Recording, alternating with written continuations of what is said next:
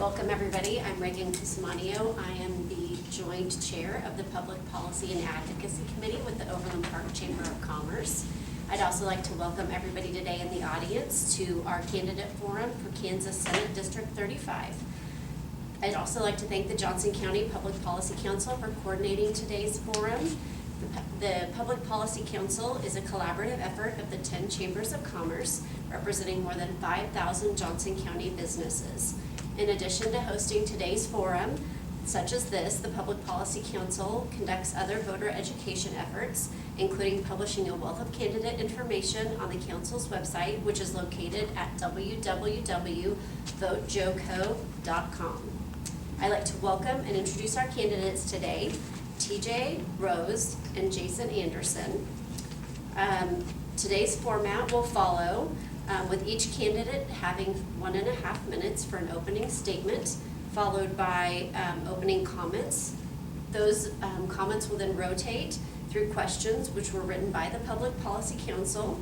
We will not be taking questions from the audience today, and because this is a forum and not a debate, we will not have built-in times for rebuttal. At the conclusion of our Q&A, we will give each candidate an opportunity to offer closing remarks. Prior to starting the forum, we drew numbers to see which candidate would go first. And based on that random drawing, we will begin with TJ Rose and his opening statement. We will now call on, wait just a second, we're starting with TJ, right? Yes. Okay, we'll call on TJ to start with his opening statement. Hi, thanks for being here, Jason, and thank you for the Chamber for putting this on. It's good to educate voters in this way. So my name is TJ Rose. I'm running for Kansas State Senate in District 35 to make Kansas the best state in the nation to pursue the American dream. Through lower taxes, lower crime rates, and higher student achievement, so your family and your business can thrive. I have a friend who is in the pharmaceutical industry, and he was telling me that every large pharmaceutical company has a large manufacturing plant in Ireland and in Singapore. They don't have large manufacturing plants in Ireland because they love the pubs, although I'm sure they do.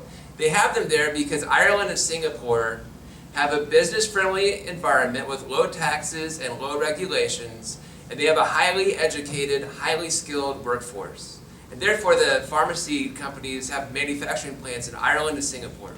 I think that's a great vision for Kansas as well, that we would have a business-friendly environment with low taxes and low regulations and a highly skilled, highly educated workforce so that businesses and families can thrive. As a state senator, I'm committed to being a statesman, to working across the aisle with all Kansans for the benefit of everyone, regardless of who gets the credit. So thank you for watching this, and I'm looking forward to our time together. Thank you. Jason, would you like to make your opening statement? Yes, please. Thank you for watching this. My name is Jason Anderson. I'm a candidate as well for State Senate 35. It's a new district. It was redrawn after the census in 2020.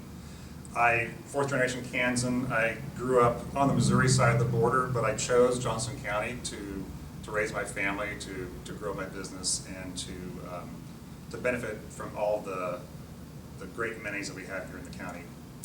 I see Johnson County as having achieved this really virtuous flywheel where we have great schools that help to generate and train and cultivate great talent in our children.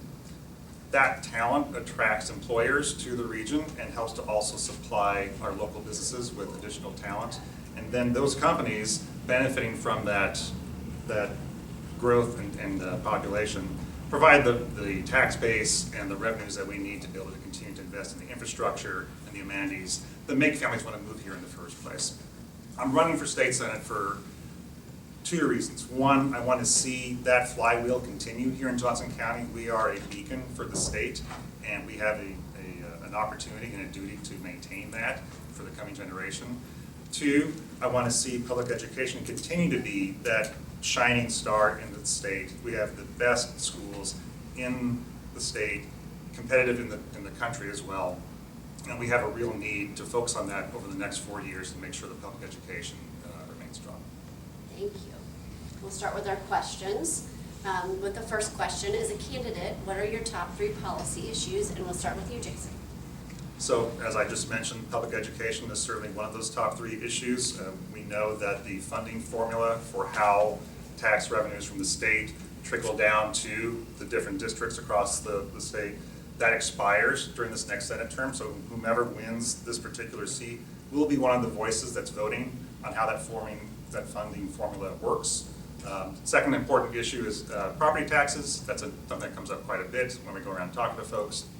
There may be limits to what we can achieve in property tax relief at the residential level, but there's more we can do in other tax categories to take that large tax surplus that we have at the state level still and continue to provide some relief back down to both business owners and to homeowners. Thirdly, healthcare access and Medicaid expansion are things that are critical. We spend over $1 billion a year in taxes that are collected here in the state that does not come back to us in the form of Medicaid tax support. Expanding that is a no-brainer. It's a simple mathematical formula to both provide relief to our rural hospital system as well as to provide relief to the local health system here as well. Thank you. TJ, Yep. same question. My top 3 policy issues are lower taxes, successful schools, and lower crime rates. Lower taxes are very important because if we look around the nation, the states that have a booming economy have the lowest taxes.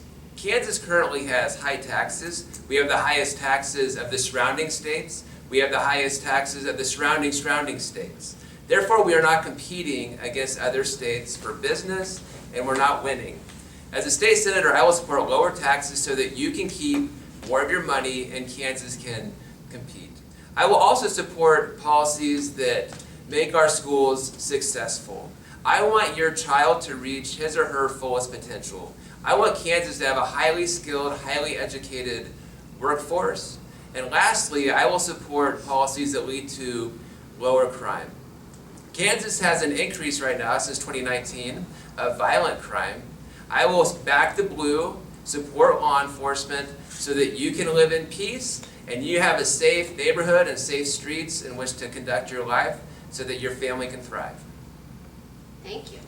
So you were talking about state tax policies. Can you, speaking of those, what are your view on state tax policies? And please be specific as you can. Okay. The taxes in Kansas, in my opinion, are currently too high. Property taxes are very high and cost your family quite a bit of money. I am committed to limited government so that we can lower our taxes. In Kansas, I think that we need to have a balanced tax system between the sales tax, the income tax, and the property tax. I don't think we want one to be 0 like Texas or Florida while the other taxes are higher, but if we can just have lower taxes in those 3 areas, I think that all Kansans would benefit. All right. Same question for you, Jason. I would agree that we don't want a tax system that doesn't balance out the contributions from different parts of our economy. As has been mentioned, property taxes have suffered in recent years because of the rapid increase of inflation. It is really tricky to find a permanent fix. We can't go back in time to a place where property valuations were 30% lower than they are right now, and that would actually be quite destructive to consider something like that. Though we can look for ways to further reduce the base property tax burden. We made some progress, well, the state legislature made some progress on that in this past term. There's other areas in sales tax relief that we can also pursue. Income tax, there's a little bit that we can do there as well, but I think the main goal is going to be to find a way to spread out the property tax burden. It's a little bit challenging at state level because a lot of that actually comes from county level taxation and not from state level taxation, so there's limits to what we can accomplish here in a state senator role, but I do think there's things we can do to work with county and local governments to provide guidance. Thank you. Our next question is on K-12 education. What are your views on K-12 education funding and accessibility? And we'll start with you, Jason. Sure. So I feel that the state funding formula has had a good amount of time to stabilize and mature over these past 10 years. As I've mentioned in my earlier remarks, that formula is going to be expiring. There's a cliff date built into the current formula in the legislation. So I believe the school districts benefit most from having stable visibility into how is their funding coming in from the state and county and local, and from being able to have better visibility into what is the burden in terms of the number of students that they need to teach each year. And so there's two things that are important there. One is to extend the current funding formula as close as it is right now to minimize the amount of dramatic change we might see in how schools are funded. And the other is to continue to work on ways to simplify and provide longer visibility to districts as they're planning out their workforce needs. How many teachers do they need? How many support staff do they need? It's really challenging, having sat on a school advisory board here for a number of years on the finance and ops side of things, to find all the teachers that you need in the summer, and then halfway through that process have a new influx of kids from open border enrollment, for example. And so we need to find additional ways to provide some stable visibility in both the funding and in the headcount planning. Thank you. Same question for you, TJ. Okay. As a state senator, I will be committed to fully funding our public schools, including special education.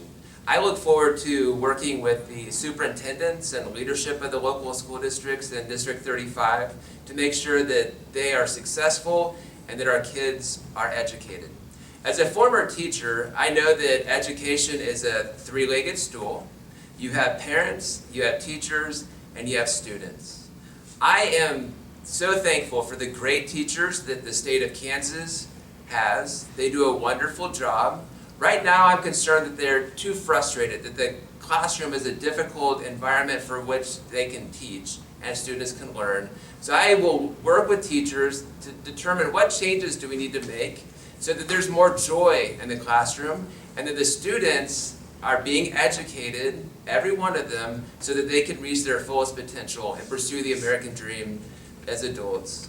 I take the taxpayer money seriously that they commit to funding our public schools, and it's important to me that taxpayers have a good return on their investment.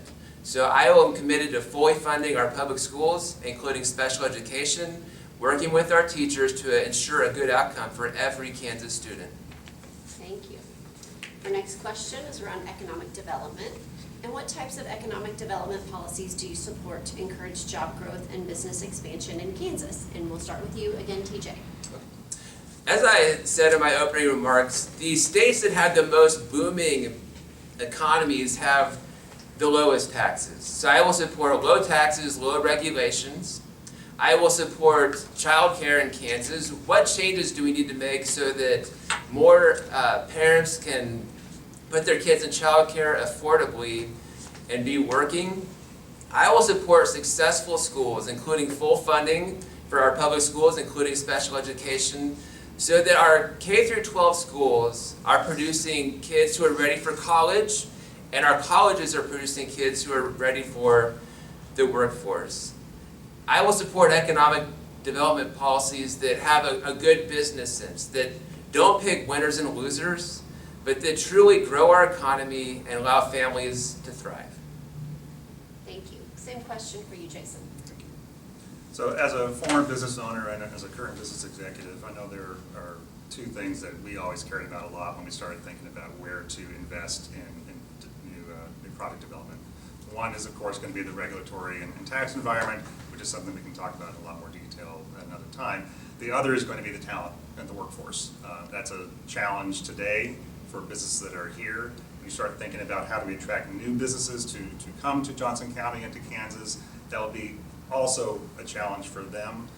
You can look at projects like the DeSoto EV plant, for example, with Panasonic, as a really great state-level investment opportunity that will have a generational impact long-term for the county in terms of the number of jobs created and then all the ancillary businesses that come up to orbit that over time. Not that different from what happened with Sprint, if you look backwards over the past couple of decades, right?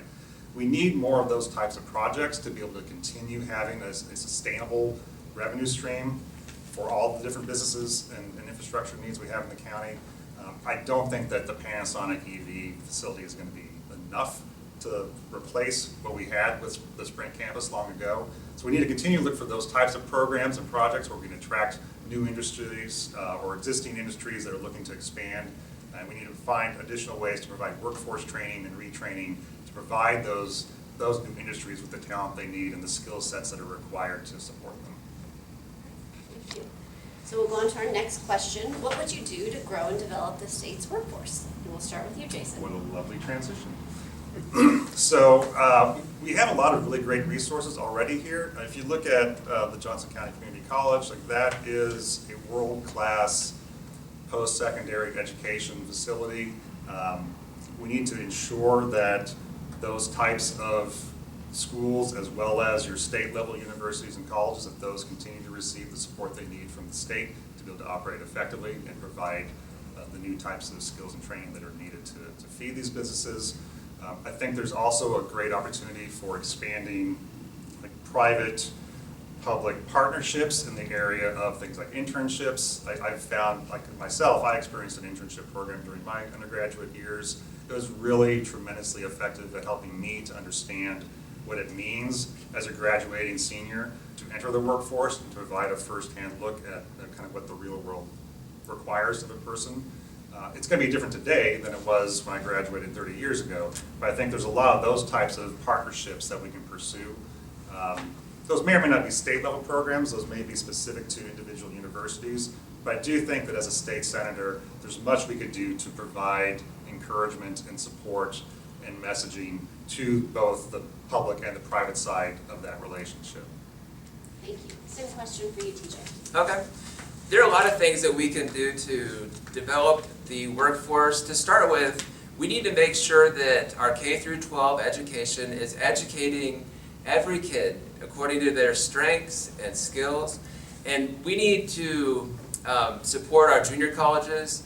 I have a son that received his HVAC certificate from Johnson County Community College. It's a great program.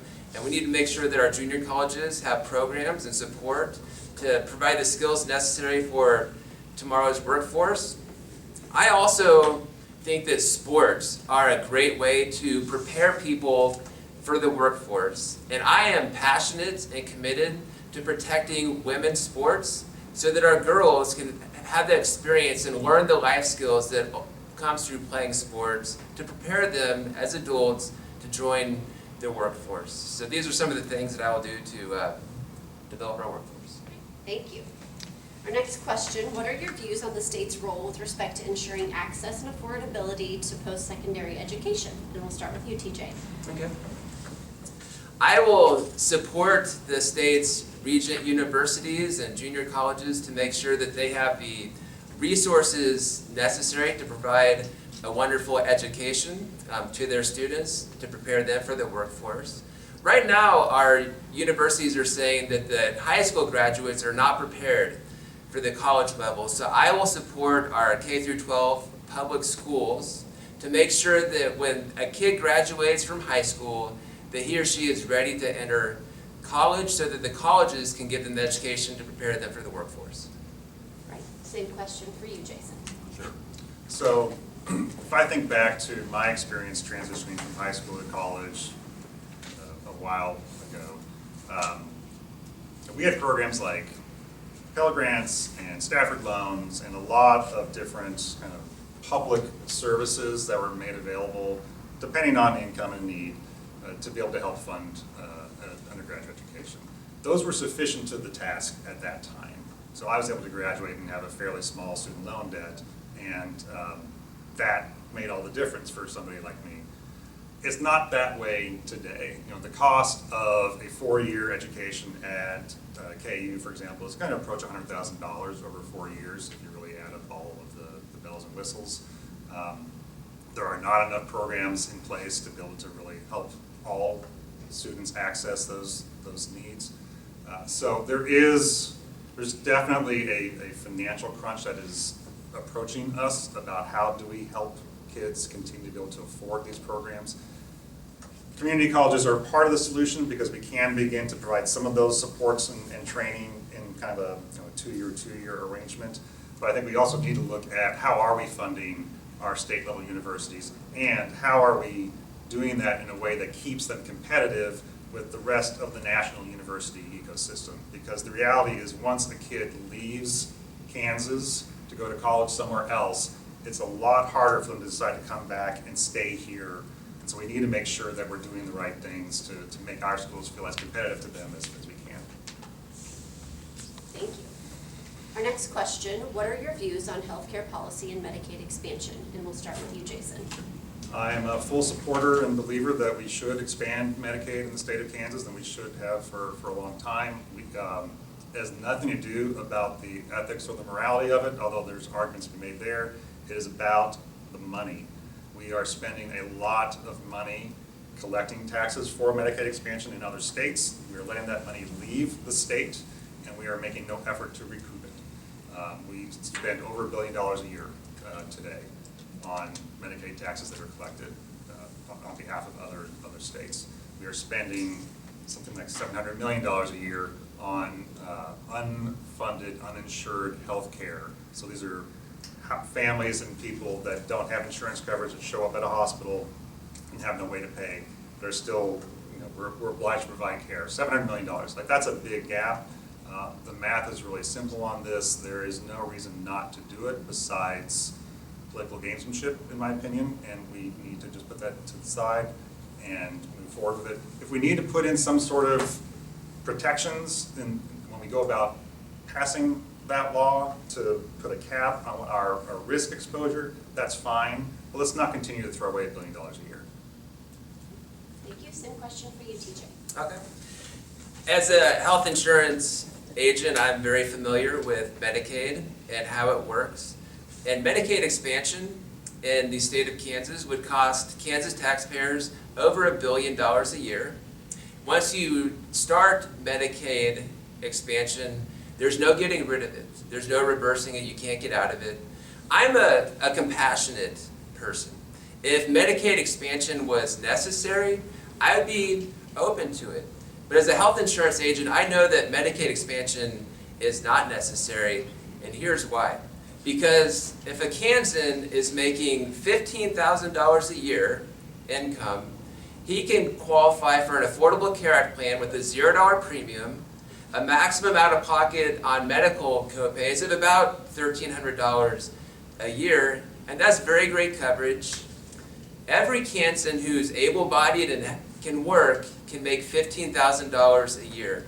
So I don't see the wisdom in creating a $1 billion a year program that you can never get out of that is unnecessary. Therefore, I'm opposed to Medicaid expansion for taxpayers. I'm also concerned that Medicaid is the lowest payer for providers. It does not pay well for doctors and hospitals. Commercial health insurance pays far better. For all these reasons, I'm opposed to Medicaid expansion. Thank you. Next question. There's been a lot of discussion about foreign land ownership, leasing and purchasing equipment containing foreign manufactured parts. What factors do you consider when attempting to balance national security concerns against free enterprise and private property rights? And we'll start with you, TJ. Your safety and your freedom are both very important to me. As a state senator, I will balance your constitutional rights as well as our national security concerns.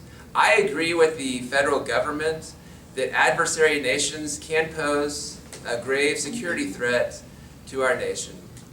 I will also always support every opportunity possible to do business with the global business community for the prosperity of all Kansans. On a case-by-case basis, I will take in consideration risky transactions with adversary nations, so I will support a ban on adversary nations owning land within 100 miles of a military base, and I will also, though, make sure that Kansas remains a prosperous place that is open for business with the global business community. Thank you. Same question for you, Jason. So I share many of these concerns. The federal government also shares these concerns and has had a commission in place for over 50 years now to monitor and review any international transactions that might be within a certain range of a military base, for example. So I think the challenge is we have concerns here locally. Every state has these concerns locally. And there's a question of what can we actually do at a state level, at a legislative level, and what do we need to lobby the federal government to do more aggressively on our behalf. I think in this particular case, we're a bit limited as to what we can accomplish because there's so much federal infrastructure and regulatory overhead in the areas of international transaction that it would be hard to do more than what the federal government is already doing. So I'm not personally all that worried that the feds are coming up short on the job. I'm not terribly worried that there is going to be land scooped up around the bases here in Kansas. I do think there's a lot to be concerned about in the area of technology and information security. That is something where both at the federal and the state level, most organizations are pretty far behind where the state of the art is in that area, and that's something that I would really appreciate an opportunity as state senator to investigate further. Thank you. Next question. How control over decision-making is divided among state legislature and local governments, including local school boards, on issues such as taxation, economic development, and education, has been a matter of debate. What are your views on this issue? And we'll start with you again, Jason. I'm a strong believer in making decision-making as local, as low level as possible. That the closer you get to the community that you're talking about, the better they're going to understand what their actual needs and priorities are. And so with school boards, for example, I fully support their need and desire to have their own sphere of influence on how they spend their money, how they recruit. At the local government level, I'm fully supportive of localized policies around project management, for example. There will be some issues that there's commonality, there's common ground, right, that we can identify and recognize across the state or across the county. The reality, though, is that in the state Senate and the state House, our job is primarily one of financial management. Like the main thing that we're there to do is to manage the state budget. And so, again, I think if you're thinking about how do you balance that decision-making, you want to give the local and county level organizations as much leeway as possible to manage these programs in the way that makes the most sense for them. Thank you. Same question for you, TJ. Okay. As a state senator, I really look forward to working with our cities to make them even better than they already are for the benefit of you. District 35 has wonderful cities, and as a senator, I will support them, the cities, and work alongside them to make sure that the infrastructure is preserved, to make sure that the amenities are better than ever. An example is our cities right now are suffering from some water lines, main water line breaking, sewer issues. I will help the cities at the state level make sure that we have funding necessary so that we can have top line infrastructure so that our quality of life remains high. Thank you. I'd like to thank both of you for your thoughts today on the important issues to the community. We'd like to now turn to our closing comments, and I'd like to just remind you quickly that you each have 1.5 minutes to answer the question, well, not to answer the questions, but to give your closing comments. And I'd like to invite you, TJ Rose, to go first, and then Mr. Anderson, you will go second. So TJ, if you would start with your closing comments. Okay, thank you. So my name is TJ Rose. I'm running for Kansas State Senate to make Kansas the best state in the nation, to pursue the American dream through lower taxes, lower crime rates, and higher student achievement at our schools so that your family and your business can thrive. I have lived in Johnson County for over 40 years. I am a family man, and I'm a statesman. I will work with every Kansan, Democrat, Republican, in the private sector, the nonprofit sector, to make life better for each one of us. Think about the movie It's a Wonderful Life. And in that movie, there's a tale of two towns.